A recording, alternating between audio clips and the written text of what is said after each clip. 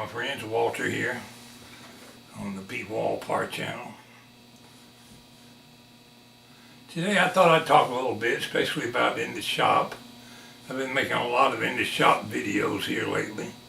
I just gave you a look around the shop just a little bit. And basically what I have here is just a corner set off in the basement for me to keep all my junk. When you see a person's shop or work area, if it's not all cluttered up with materials and junk, he don't ever do nothing. There are exceptions to that rule. Some people just meticulously clean. I'm not one to organize and straighten things that much. Well, I do a lot of organizing, but it's in my own way of thinking. I put things where I know where they'll be when I go to looking for them. Ain't nothing in the world aggravates me more than to know I left something in a particular place and go looking for it and it ain't there. That includes my car keys. More than once I've had to walk all over this house looking for my car keys. Find them in a dirty clothes hamper somewhere or laying out on the porch. It's amazing I ain't lost them completely. But it comes to my attention, comes to mind that if a body wants a shop, he can have one. It doesn't have to be a whole lot. All you need is a few tools and some little corner of your garage or an area where you can work. I got an area out the garage where I do a lot of my projects. I haven't done a whole lot of projects here lately, but I'm equipped to do it when I get a chance. Now you'll see a lot of people's videos here on YouTube where they got, oh Lord, I know they must have $20,000 worth of machinery. Everything you see here was scrounged up, leftovers, hand-me-downs, trash, junk that I collected, things that I made.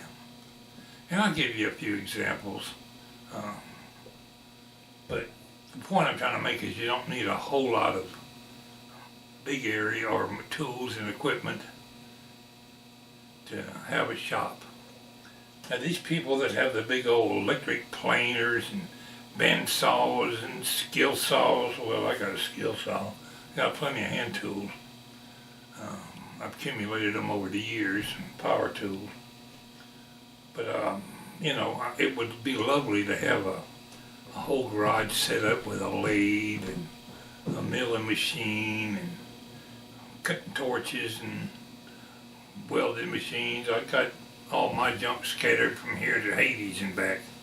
I got plenty of junk stashed out in the garage because I'm kind of a hoarder when it comes to saving things. I repurpose a good many things, and I'll show you a couple examples of that in today's video.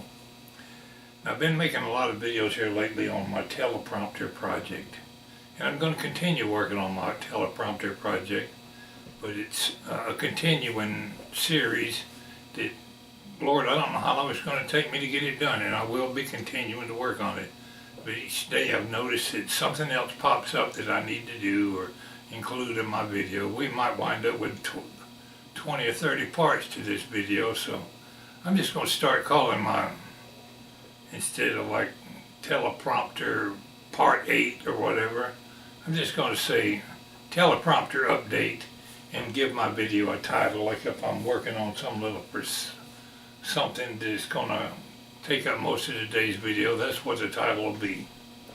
A couple of things I want to talk about today is I bought some inserts, and I'm playing with a thing in my mind on putting inserts in here on both sides, down in the bottom, where I can bolt this to my teleprompter.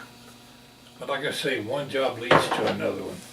I was cleaning up the shop a little bit, straightening up a little bit, sucking up some of the sawdust with this vacuum cleaner. You might have noticed in yesterday's video, right before I signed off, I clunked my hand into the corner of that sander, and I didn't realize how bad it was busted open. I went ahead and finished my videos. The time I got upstairs, blood was running all down my hand. I got a band-aid on it right now. But I just knocked this hunk of the skin off. My skin gets really thin at my age. I don't know why. So I've been keeping Neosporin and a Band-Aid on it all night, still bleeding a little bit. But I'm prone to have accidents just like anybody else. You need to practice safety when you're working around your shop. And like I say, it doesn't have to be much of a shop. All you need is some little area picked out to where you can do your little projects or whatever. If you're one of the fortunate ones that his wife will allow such a thing. Let's look around the shop a little bit, and today I'll tell you what I'm going to do first. I put my drill press up here because I mentioned that I want to start using it. It's been slipping, and I'll probably do a separate video on my drill press. I need to try to figure if there's a way to tighten up the fan belt or adjust it where I can do something to make it tighter or get a shorter fan belt. So that's going to be an upcoming project. Putting these inserts in and working on my teleprompter will be more updates. And I'll conclude my video here today. One little last look around the shop. It's not neat, never will be when I'm doing it. But it's a place where I can do my tinkering.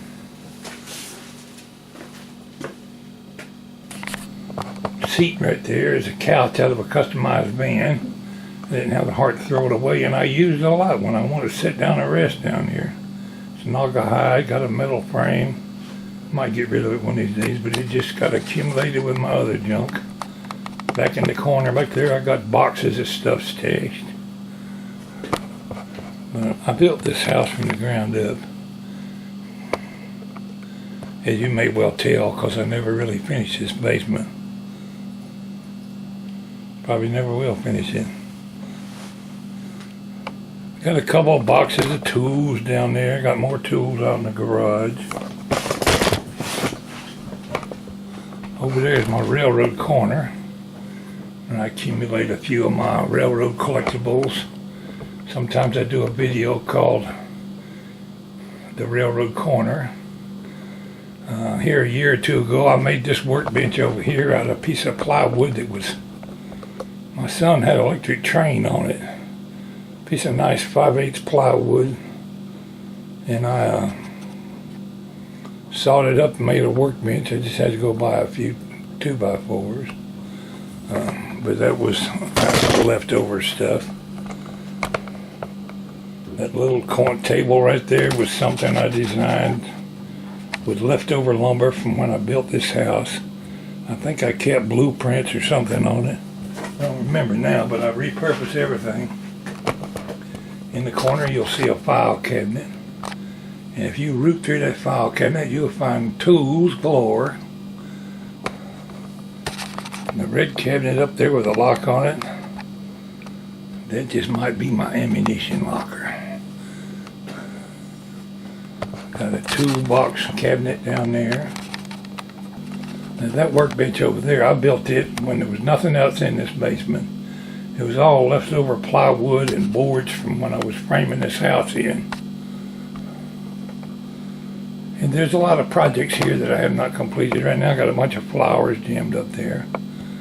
I got full sunlight coming in that window. Makes good lighting down here for making a video. An old TV cabinet over there that I wanted to make a tool cabinet out of it. That's a project in the works. A bin full of nuts and bolts.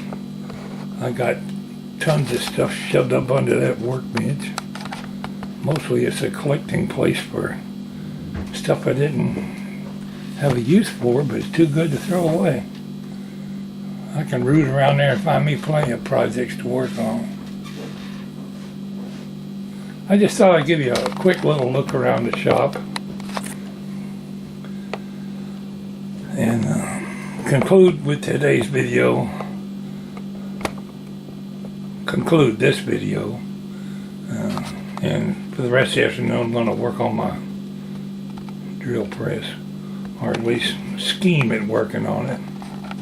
I appreciate you tuning in, my friends. It's Pwalpar saying thanks for stopping by the shop today.